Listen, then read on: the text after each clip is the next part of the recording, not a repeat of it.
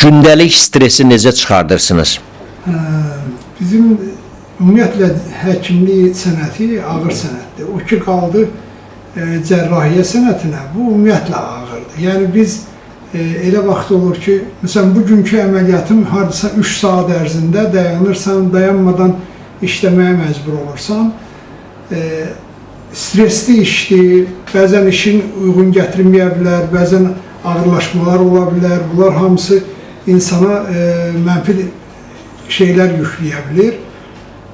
Elə həkimlərimiz var ki, məsələn, onlar müəyyən işlərlə məşğul ola bilər, hansısa bir stres atmaq üçün müəyyən vasitələr seçirlər. Mənim stres atmağımın əsas yönü şeiriyyətdir.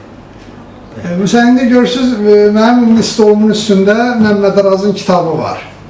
Mən bu günlərdə Məmməd Arazı oxuyuram və onu stresimi demək olar ki, onun kitabından aldığım hisslərlə atıram. Ümumiyyətlə, mən şeiriyyəti sevirəm. Məni ağlatmaq, güldürmək, həyəcanlandırmaq istəyirsənsə, mənə gərək şeir deyəsən. Yəni, şeirdən o ləzzəti alıram və şeiri oxuyanda özümü daha çox duyğulu hiss edirəm. O yan təsirləri beynimdən daha yaxşı silib çıxara bilirəm.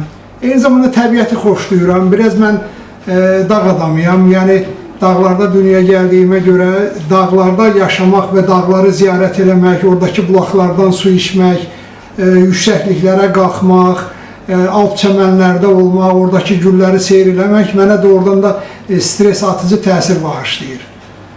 Ayrı başqa bir hobbim yoxdur.